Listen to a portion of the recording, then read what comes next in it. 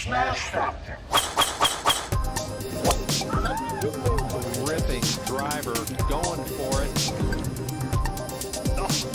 Oh my goodness. How about that tee shot? That is crazy how far that is. Wow. John Daly, take a back seat, big fella. How about that drive? That's an aggressive line. Man, that is beyond long. Look at this. He's just driven the green. He has just driven the green. I guess hello world, huh? Welcome everybody to the 2020 BMW Championship edition of the SmashFactor. Gup here. We have a lot to get into, a lot to review, and a no-cut event this week, which is at a different course than it was last year, and really hadn't been here pro-wise in quite some time. Had some USAMs at this course. Several college guys played college tournaments there. We'll get into all that a little bit later. But first, we will review the Northern Trust. Did a little pod this morning. If you want to check it out more in depth on the first review of the betting, I'm going to continue that. I go into all that on the pod if you want to check it out. It's just 30 minutes or so you should be able to listen to it pretty quick. Obviously, this is going to be, as always, more focused on the DFS side of things. Man, great tournament. Obviously, a little lackluster, but at the same time, kind of exciting. Obviously for us, we had DJ to win, and we had him. We re-upped Thursday night at the same 20-1 number, which I still can't quite figure out why he didn't move down at all. It's not like he played by it Thursday. He shot -5. I think he was, 4 or 5. It was 2 or 3 back. So, nothing crazy. But we re-upped, paid out. Was definitely a great week all the way around. Small loss on the matchups. Go into that on the betting pod also. But overall, great week on that side.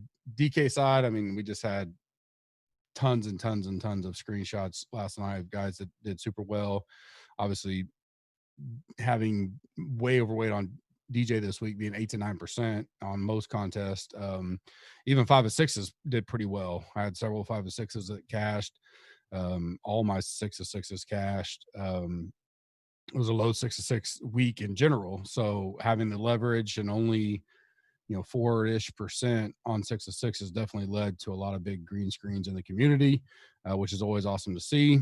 Man, I just, Wolf really hurt me bad. Saturday, the bat around, I was doing really, really well most of the contest. Was up 50 to 60,000 Saturday until Wolf just went, +6, +7. Fought back Sunday. Definitely a guy I don't mind going back to this week, especially if that reaction to his, blow up, leads to lower ownership. He hasn't been too high owned. 8,200 this week. I don't think people, I don't know. We'll see how he comes in. I definitely don't mind going back to him, especially he's done well here in college. I'll talk about that here in a second, but I really hurt. And then Matsu kind of stumbled out of the block Sunday after a good Saturday. So they kind of flip-flopped. Matsu didn't shoot that bad, but he didn't, I needed those guys to really climb. Henley, because I had DJ, Scheffler, Henley, and then Bubba with Wolf and Matsu, I believe was a final 6, but no one really did much except for DJ on Sunday as far as that lineup goes. I had some other ones that did okay, but slight loss again. Really kicking myself for a couple. First of all, because I bet DJ, I went ahead and went to Rory. Talked about that on Slack last night on my one and done. And I also had in mind that I thought DJ was going to be my pick for U.S. Open. So I was like, I'll go ahead and take Rory here. Still had Rahm. Kind of wish I would have took Rahm, but I could take him this week. So I still got the big bullets there. Rory pretty much did nothing for me, but I also late Wednesday night moved I had my 1 and 2 lineup. I do the 3 max, but that 1 and 2 is always trying to figure out which one's going to be my bullet that's in all my single max stuff and my GC Cup stuff. And, decided late to move the DJ lineup to the 2 slot and the Rory lineup to the 1 slot. So that cost me quite a bit of money because that 2 lineup was definitely a lot better than the Rory one. The Roy one just, he almost missed the cut. Neiman, I don't remember who else was in there. It wasn't Neiman. Oh, I think Doc was in there. Doc just didn't have a good tournament. It actually cost him. He was one of the last out of the T70, which kind of sucks. I think he may have done decent this week, but all in all, it was a great week. We'll start off as always, Super Draft site sponsor for 2020. Go to gupscorner.com/affiliates, click on the link, use the code GUP, or just go to superdraft.io to their website. When you deposit at least $10, you'll get $10 a match. And then once you put that in play, you do whatever you want. There's no roll off on it or anything like that, rollover. So then also now, I did clarify last week. I said I don't remember if I clarified it for sure, but yes, you can. They'll match up to $1,000, 50% now. So if you put whatever 200 in, you get 100. 500 in, you get 250. That part, that match part, it may, once you get to a certain level, you may have you have to put it in action a certain amount of times. I'm waiting to hear back on that. The $10 bonus for putting your first $10 in, you do not. So two different things there, but whatever they match up, you will have to, put it in play to get it back, the bonus part at least. And their stuff's all integrated with our content and rankings. D-Rock does a good job on the golf side with that. As always, you can use 20% off to get, use the code SMASH20 to get 20% off any monthly or annual package. Great time to join now with, these two tournaments coming up. Definitely going to have some leverage spots and have to think your way through next week. I built a tool last year. I looked at it yesterday, I think, kind of to figure out, remember how DraftKings does that whole thing with the way they start that tournament. So that'll be valuable to us. And this week will definitely have its spots, only having 70 guys in the field, no cut event. And then we roll in, we got football, in 2.5 weeks or whatever. That's basically 2 weeks from Thursday, I believe. So lots of stuff getting ready to roll out for football as far as content goes. Did my top 200 last week, more so for the season long type stuff, but I'll generate that as a part of kind of the weekly rankings as well. I'll be rolling out my power rankings for NFL teams, some preseason bets I like, stuff like that as we start rolling closer to the season. Last week's listener league winner was Lubs06. I believe he won several listener leagues among some other stuff. He had a great week. DJ, Reed, Berger, Scheffler, Henley, and Davis. Solid lineup. Berger was a guy I played, but I didn't get him in the right combo much with DJ. I may have actually had him in that one, but I had plenty of Davis. He obviously struggled back 9 Saturday, but then fought back a little bit Sunday. Still didn't have the best overall weekend. Could have really helped in some spots. Henley struggled Sunday, but then came back, shot -3. So a strong finish there. Then obviously DJ and Scheffler was up there in the top 3 or so, 3 to 5. So solid lineup all the way around. Great build. Glad to see him win a bunch of money. The new listener league just went up. It's 500 entries this week, 3 max. Go ahead and get that filled up quickly for us. I don't know what we'll do next week with only 30 guys in the field. It's going to be unique. A lot of focus on the NFL next week because there's only so much you can talk about with 30 guys. We'll still have normal stuff, but it's really hard to break all that down and really it's going to come down to being, leave some money on the table and be different than everybody else. But this week's kind of last full week. But we roll right back right after the FedEx. We have, I think, maybe a tournament and then the U.S. Open or something like that. So plenty of golf coming up as well for us. Rolls right in, really doesn't stop all the way through the Masters, have our normal fall swing. Still no exact word on the Asian swing, what they're going to do there. I think they're going to have some of it on the West Coast instead. So as soon as we have confirmation on that, we definitely will pass that along. Tourney preview, the Olympia Fields Country Club North Course posted a pretty cool link that I found last night in Slack. I posted it this morning, and I think it's their actual website of the actual course. It's not through PGA or anything, but they do like a 40-second little flyover of each hole with the guy narrating it, kind of talking about where you can get in trouble, where you can't. It was informative for me, at least because I really hadn't seen it that much. And I want to kind of gauge what kind of course it was going to be and try to get some course comps for it. Looks like it's going to play hard. Par 70, over 7,300 yards. So really, that's really long for a par 70. Course record is 63. Ricky shot and VJ has shot. They both shot 63. There's a par 3, number 17. It stretches out to 280. There's 2 par 5s. Number 6, it looks like it's that's even going to be tough to get there in 2. With a great drive, I think you can. But if you miss it all to the wrong side of the fairway, you're going to be in trouble. 10, they can stretch it out. Looks like almost 630 yards. So that's going to be a beast of a hole. And everything we've seen and heard so far, obviously a lot of it's going to kind of, we'll listen to the players as they come through off the course, stuff like that. But, tree line tight, greens protected by a lot of bunkers, thick rough. It looks like that kind of bent with a little POA mix type that we've seen a little bit in the reboot and some of the Northeastern type courses. I'll probably hopefully gauge a little more on that. I'm playing it more as like a bent. It may grow a little bit in the afternoon with that POA mix in it, but I don't think it's gonna be like a West Coast POA, so I wouldn't go that far. I'd go more pure rolling type of stuff.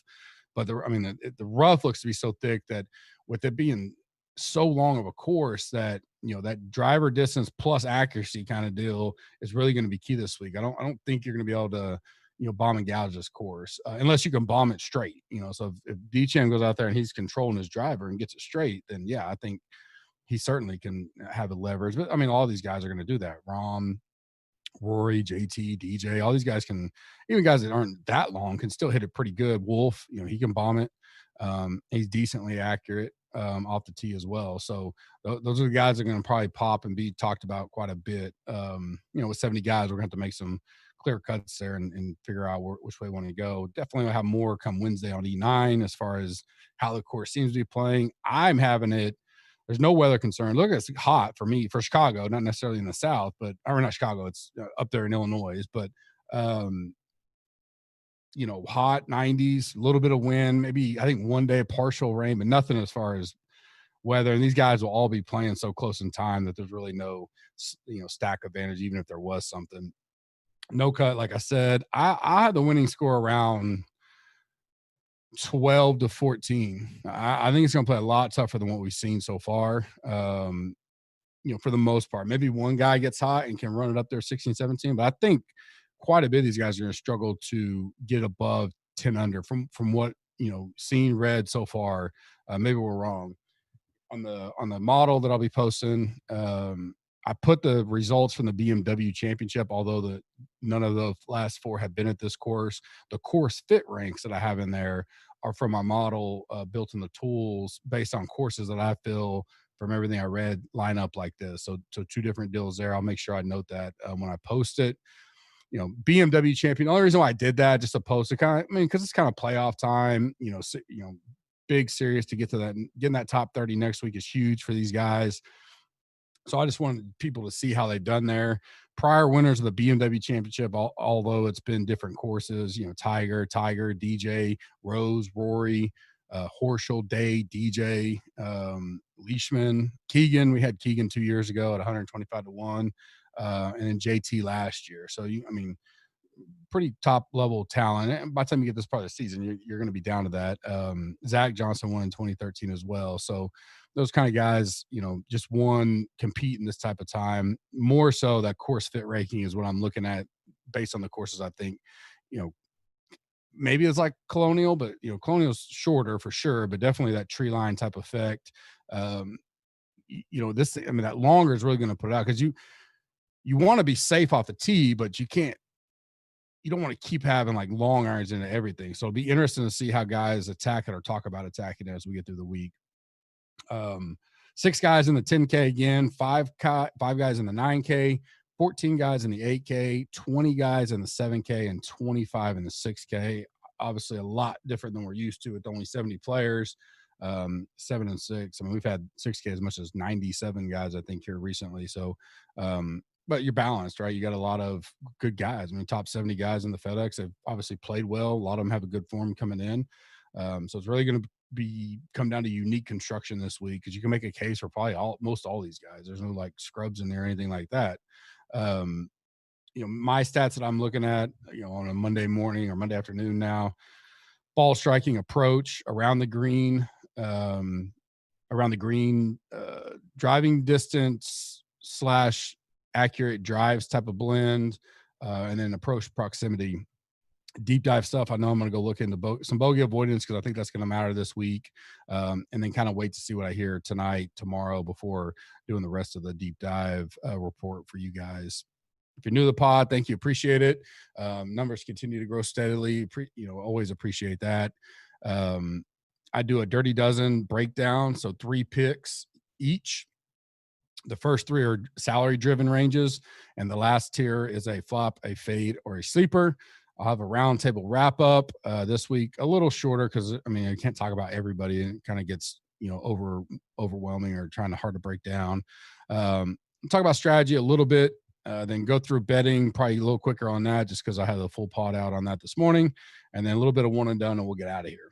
So smaller, probably shorter pod. There's not as much to talk about. You're splitting hairs on a lot of these guys, but I think, ownership will drive a lot this week. It just will. You're gonna have to take some chances. Everybody can't play all the same chalk. You won't have much leverage. Now, if the chalk hits, then obviously kind of in trouble, but I think there's enough spots and it'll be spread out, especially with having 11 guys, 9K and above, and then 45 between 7 and 6. Things will really get spread out in ownership wise. I don't see just a ton of chalk coming out. Always hard to tell on a Monday, but I think it's gonna be a lot like last week. We may see 1 or 2 guys starting to creep up there, but nothing crazy. 9K or above. I'm going to go back to Berger. I just don't, he's number 2 in my overall rankings this week, number 4 in stats. He's got the best recent form, the course comp fit. He's 8th. He's just playing so good, and for the price discount compared to some of the other guys in the 10K range, I think he could be one I have kind of earmarked as maybe he gets talked up and popular just because you're saving the money.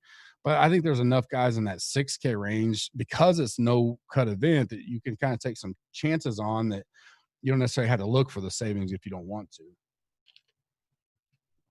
I certainly think DJ can go back to back. Kind of mentioned that last night in the Slack a little bit.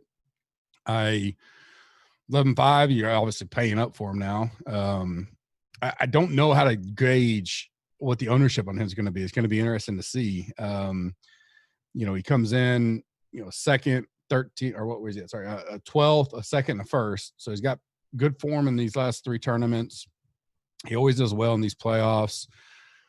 If he's hitting the ball like he was last week, it's hard to deny that he can win anywhere, right? Can he do that? Repeat that again? Probably not to that level. He almost set a record for the gap that he beat the field by. But, I like him in general. I think his ball striking is so good right now that if he keeps that driver in play, he gives him a huge advantage because he's so longer than most everybody else. And maybe because he's the highest price and he just won. Generally in the golf world, we see people say, well, I can't win again. Now I got to pay the highest price. Maybe we get him low owned again. I'll certainly take it.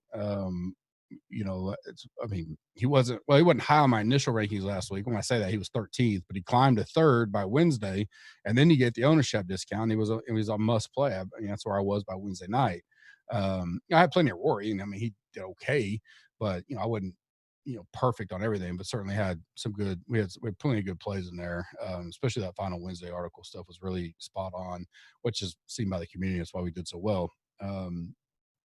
Last one in almost all these ranges, I have like a 3A, 3B because these guys are so tight this week, and I don't have as long of a round table wrap up. So 3A, 3B is Rom and JT. I'm interested to see. My gut says Rom, and I'm not a Rom guy. I just hope. I think a lot of people will be like that, but I wonder how many people will take the discount to go down to JT. I know it's only $200, but there's no reason to not go to JT. He's number 1 in my stats model. He's number 1 in my overall model. Rom is 3. So again, splitting hairs, but I like the way Rom finished. He looked strong. I really like him overall, and I'm just hoping I can get him as kind of a little bit of a discount ownership wise, and him not get talked up. We'll kind of see there, but I like both those guys. 3A, 3B. 7,600 to 8,900 is a great range. It's kind of big. I may start doing like a 5th tier and lower the round table wrap up a little bit. It kind of depends on the week though, because sometimes the AK is not really that loaded and it's hard to just pick 3, but loaded meaning a number of players. But Hovland comes back, was on him last week quite a bit. A lot of the lineups that did well had Hovland DJ kind of in there. 8,100 seems really cheap for him. Why I say Hovland, there was a guy in our Slack that posted I assume he's from in that area because his Slack name is Illinois BT. So he said, here's the guys that played Olympia Fields fighting, I think it's the Illinois Invitational basically in college. 2018, Wolf got first, Morikawa second, Hovland sixth. 2017, Wolf 13th, Morikawa 13th, Scheffler 23rd. 2016, Champ first. I like Champ this week. Statistically, doesn't always pop out, but he's a guy that I don't mind, especially down that range. McNeely first. This is 15. Rahm 9th, Shelton 13th, Scheffler 22nd, Champ 22nd. 14, McNeely. So McNeely goes back to back. Shelton 6th, Scheffler 42nd. Looks like Champ withdrew. 13, Shelton first, D-Cham third, Gooch 12th, Fitzpatrick 53rd, Higgs 61st, 12, Berger second, D-Cham 28th. I'll just list kind of the top guy. Fratelli second and 11. 2010, Reed third, Homa 11th, Fratelli 16th, Duncan Guchin on there as well. 2009, Harris English first, Henley 28th, 2008, Long fifth, 2007, Long 12th, 2006, Long second. So Long played it 3 straight years there and did well. All of those college guys obviously have turned out to be pretty good in tour, almost all of them, and a lot of them are here. So that, take it for what it's worth. I'm sure these tees are going to be set up differently, rough, all that kind of stuff. At least familiar with the course and had successes. So it's something, especially in a week when we don't have, historical data from this course from the pros. At least something to look at. I appreciate that you putting that in Slack. That's a good info. My next one in this range is Wolf. I'll go back there again. I think the kid's just playing good. 8,200, right there with Hovland. Both those guys, obviously, I just mentioned, played in college, and I think his length, if he can drive it well, will definitely help him. Obviously, we see the blow-up hole, but the nice thing with him is he can birdie an eagle with any of them. And in this kind of event where you're going to have 4 guaranteed rounds, I like him even more. 3A, 3B in this range. Harris English and Matsu. Matsu maybe a little less, but I don't think he'll get talked up much this week. So I'm thinking some low ownership on Matsu. Did okay last week, finished 29th, had a big Saturday. Sunday he started off a little rocky, fought back a little bit. English, I keep thinking I'm not going to be on him. And then, it's hard to deny what he's been doing. He's playing so good. He's hitting the balls probably the best he ever has. He's got a 19th, a 23rd, and a second. I was hoping he was going to be priced up so I could just talk myself off of him. But at 8,300, this area is just going to be spread out all over between Hovland, Wolf, English, Hatton, Matsu. That 8,000 is just, Paul Casey's there. I'm sure he'll get talked up some. So I like English and I like Matsu. They're kind of 3A, 3B for me. Can't deny kind of what they've been doing. English, you kind of just riding that form if you want to go that way. He's got a hot putter at times, so it's always something to kind of think about. But if he gets talked up a lot, just kind of like last week. But he's a guy I don't mind pivoting off of. But we'll talk about that Wednesday. 7,500 or less. Connors is my first one there. 7,200, 5th in the stat model. Been playing okay, up and down. He's got a 30th, miscut, 25th. Did finish 7th at the BMW last year. Not the same course, but, did well. Certainly ball strike with any of them. It's just going to come down, can he putt? I do like him if we're seeing a lower score type event. Gooch, great long iron player. Played well last week. Really finished strong as well. So I'll go back there. I didn't even realize he had played it. So it's nice to see that he had played it. So I definitely like Gooch this week. There's things that, he's up and down at times, but 6,600 seems like a pretty good price to take a chance on a guy that gets 4 rounds. 3A, 3B here, Neiman and Kokrak. Neiman burned me last week. Thought he was in, not safely, but I thought he was going to be in for the weekend, have a good chance, and completely fell apart the last 5 or 6 holes for a miscut. He's an anti-form guy right now. So I don't expect a lot of ownership. He's 7,100, probably just a GPP play for me, but at a low own percentage, I'll definitely get over the weight a little bit. And in case just because the ball striking can be so good that I'll take a chance on him. Jason at 7,500, probably talked up a little more this week. I can think he can bomb and get out there. He's pretty good form coming in. A 44th, a miscut, then a 15th and a 13th. The last 2 weeks really turned it on. Pretty good success in the BMT Championship in general. So he's 66th in FedEx. So he needs a pretty good week to jump inside that top 30.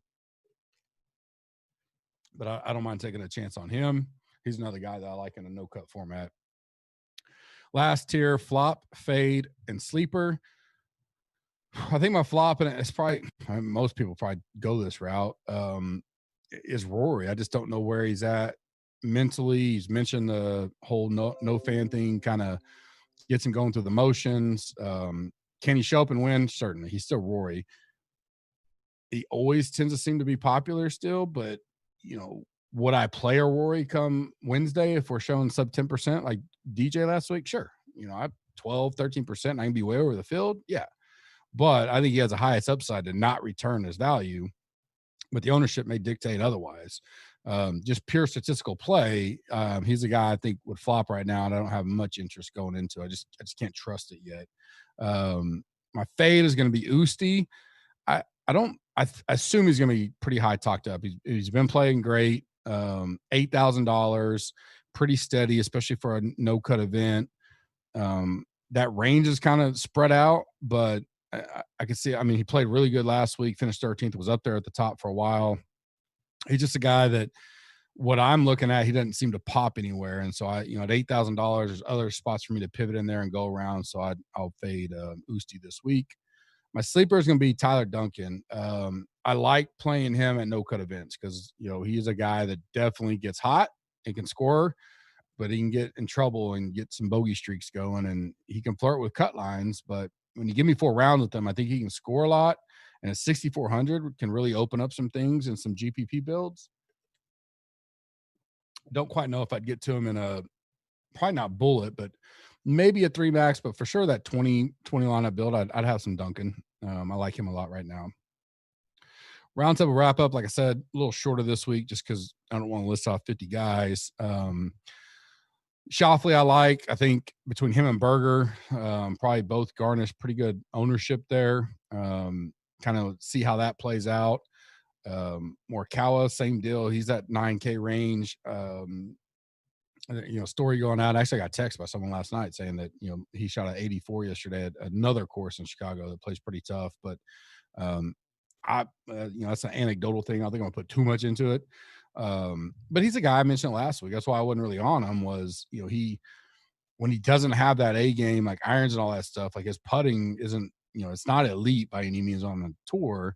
So main reason last week was just a pricing deal. And then he was one of the highest projected ownership. And so, I went to the DJ route because he was like $100 more, $100 less, I think, one or the other, and like a third of the ownership, or probably like 2.5, of the ownership. So, but maybe he gets passed up this week. He got burned. He burned a lot of people last week. Like I said, he's probably one of the top 5 owned last week. So is he a bounce back? Sure. I mean, he can still get on it. He can still compete. I don't mind also, fading again if he gets going to get top back up at 9,500, but we'll see how that goes come Wednesday. Simpson is a guy. I'm not a big Simpson guy. I don't envision him being real high talked up in that 10K range. Maybe he gets some love because I think people aren't going to go to Rory. I would think just, anecdotally that most would drop down to Shoffley or Berger, and that kind of that skips that web zone of 10-1. He's just playing so good. I mean, last week didn't really look special, and he comes in, he gets backdoors a 6th. Eagles 18 gets a 6th. He had a 3rd. Certainly a non-Bermuda this week, but not last week wasn't either. He's 7th in my overall model.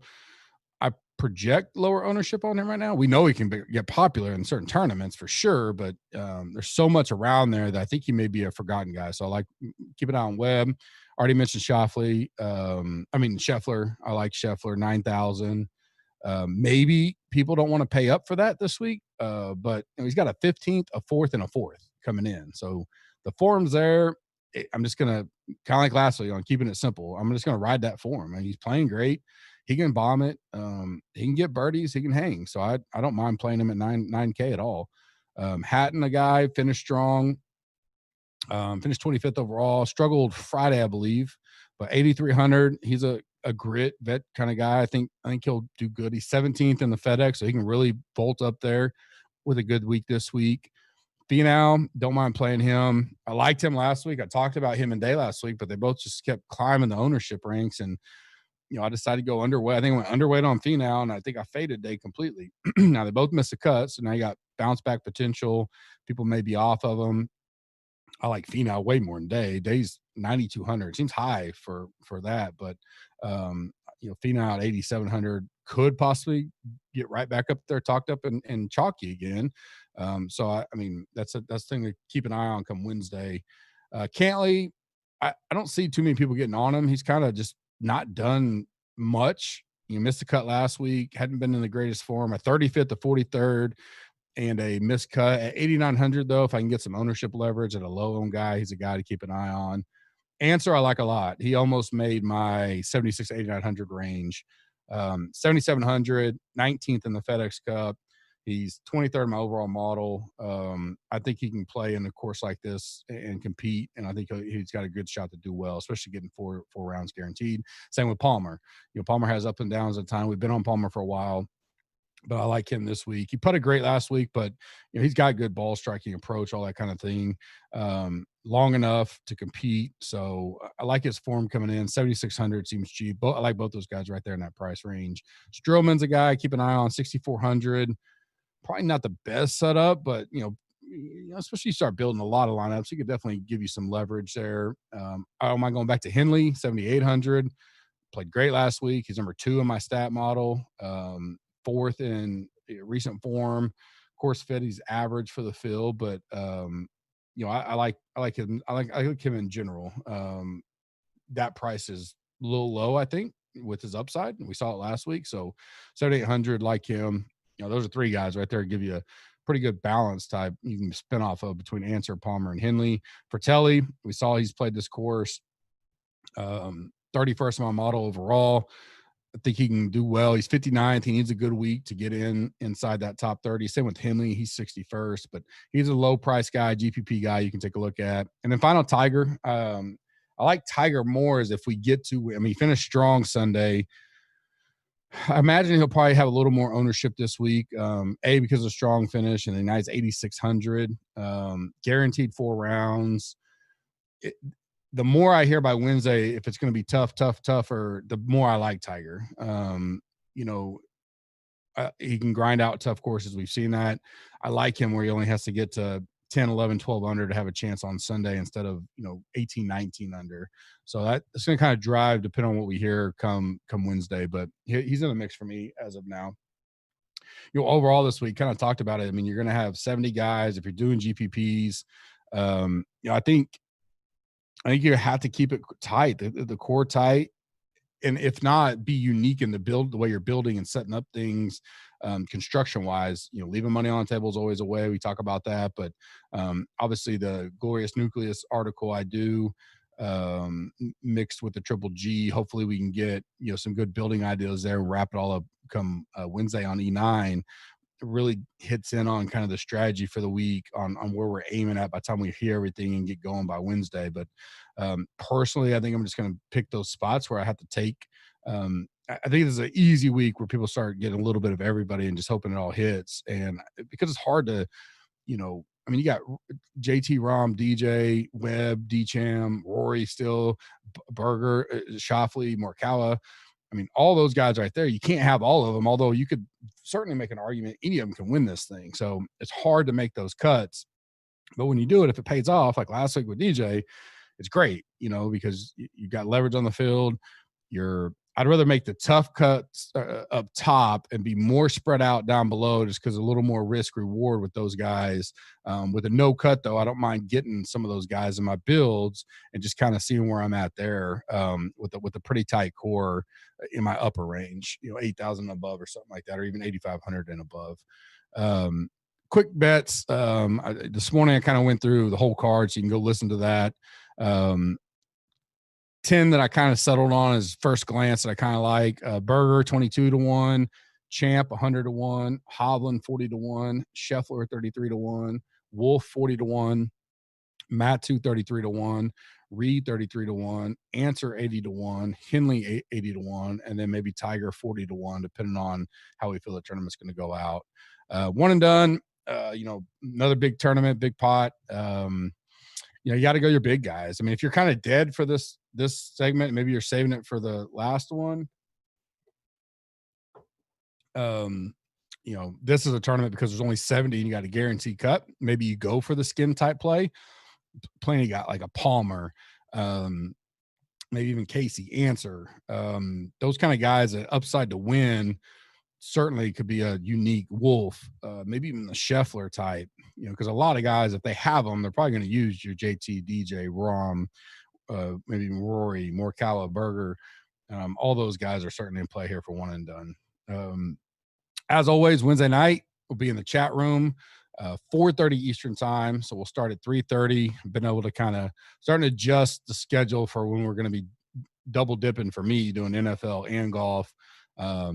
And because I'm doing this full time, I can now pretty much I get everything kind of locked and loaded. I'm ready to go by 3:30 my time, which normally means I post about 2:30, put the final rankings out, let people digest them, and then we come on live, get the questions rolling in the room. So 4:30 Eastern, new start time for that moving forward. And that way, if I'm starting to do stuff Wednesday night for football and stuff like that, I can have time to space that out a little bit. Great week for the community. Appreciate it. You guys have done a lot of people DM me last night mentioning how many friends they've gotten to sign up and spreading the word. It really, really does mean a lot. We're bringing new content on. I got the podcast this morning. I'm going to start putting out more podcasts in a week with little 30 minute spots, especially with football coming around. There's so much we can talk about and digest and kind of help get things across that maybe can be hard and written content sometime. So I want you guys to kind of hear the tone and stuff like that. Certainly we'll have the private premium chat still going, where we go really in depth, but tell your friends. If you're watching this on YouTube, subscribe to us, like it.